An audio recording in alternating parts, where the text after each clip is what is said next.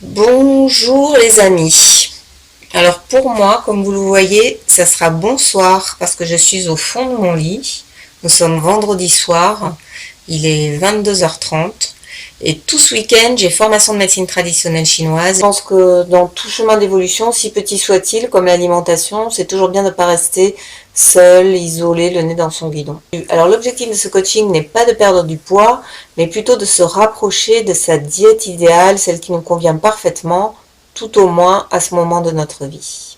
Par contre, à partir du moment où vous mangez autrement, la perte de poids découle naturellement pour ceux qui en ont besoin. Alors la particularité de cet accompagnement est qu'il est vraiment interactif et individualisé. Alors là, je peux vous le garantir, vous n'allez vraiment pas être passif dans cette recherche. Tout a commencé par un long questionnaire que j'ai dû remplir environ 15 jours, 3 semaines avant le début du coaching. Et puis, il y a eu la première rencontre, un long entretien d'1 heure et demie via Skype et j'ai eu le privilège de rencontrer le super binôme Céline et Daphné. Alors, au terme de cet échange, nous avons déterminé mon profil type, qui est un profil très intermédiaire, sur une voie qu'on pourrait qualifier de voie du milieu, ce qui m'arrange bien puisque je suis étudiante en médecine chinoise. Et cette diète, en fait, elle s'est construite à partir de mes échanges avec Céline et surtout de mon journal de bord. Parce que oui, vous allez devoir écrire un journal de bord si vous décidez de faire cette expérience. Et chaque semaine, j'écrivais un petit topo où je racontais ce que je mangeais, mes observations, ma digestion, mon élimination, mes émotions et tout ce que je voulais. Et ma propre analyse aussi. Et chaque semaine, Céline me faisait un retour et partageait avec moi ses propres observations et nous échangions souvent par téléphone. Et c'est ainsi que je me suis rapprochée du Saint Graal, la diète idéale. Je vous laisse avec mon petit témoignage. Vous allez voir, j'ai l'air très fière et très contente d'avoir enfin trouvé l'objet de ma quête. Et moi, je suis super contente parce qu'avec Céline, à coaching 8 semaines, nous avons enfin trouvé ma diète idéale. Alors, je sais bien qu'il n'y a pas de diète idéale, mais en tout cas, c'est celle qui me correspond vraiment à ce moment de ma vie. Et le matin, en fait, je me réveille avec le ventre creux, super souple. J'ai une énergie satisfaisante, j'élimine bien, je me sens bien. Et je crois que c'est ce que nous recherchions. Donc je suis contente. Alors si je devais faire maintenant pour terminer des petites conclusions. Alors il y a quand même des petites choses que j'ai appris directement par l'expérience. Alors c'est vraiment pas des scoops, mais je l'ai vraiment ressenti dans mon corps. Déjà, toute l'importance des émotions.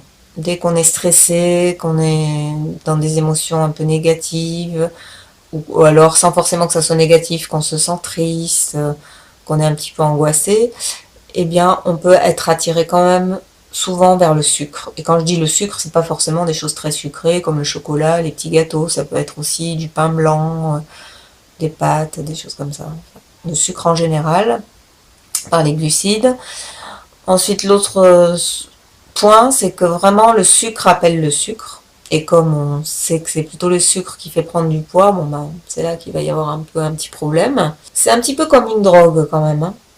Ou comme la cigarette. Comme on observe quand on essaye d'arrêter la cigarette, souvent c'est les 3 premiers jours qui sont difficiles. Quand on tient bon 3 jours, le quatrième c'est un peu plus facile. Mais en même temps, on peut aussi facilement recraquer, tout est à recommencer. Ben là c'est un peu pareil.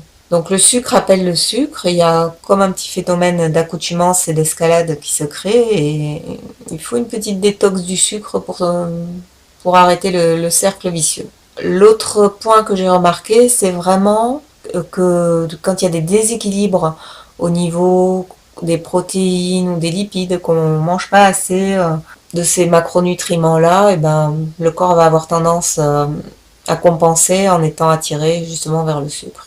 Donc il faut quand même veiller à son apport en protéines, pas forcément en produits animaux d'ailleurs, hein. Et ça peut être du soja, ça peut être des légumineuses, et veiller aussi à manger de bons gras. Le plus important, c'est que j'ai vraiment particulièrement apprécié le fait d'être actrice de cette recherche et de ne pas seulement suivre docilement les prescriptions d'un coach, quoi.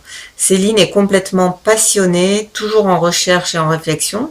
Et elle a su me transmettre ce désir d'être un peu chercheuse et de surtout me prendre comme objet de ma recherche, en fait. Du coup, je me suis acheté un cahier là cet après-midi pour continuer le travail du journal de bord.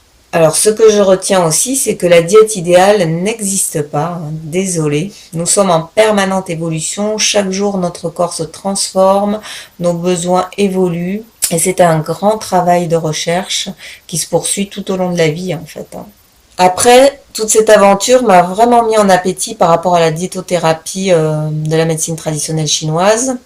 Et je pense que je vais à présent me plonger dans cet univers pour faire évoluer ma diète.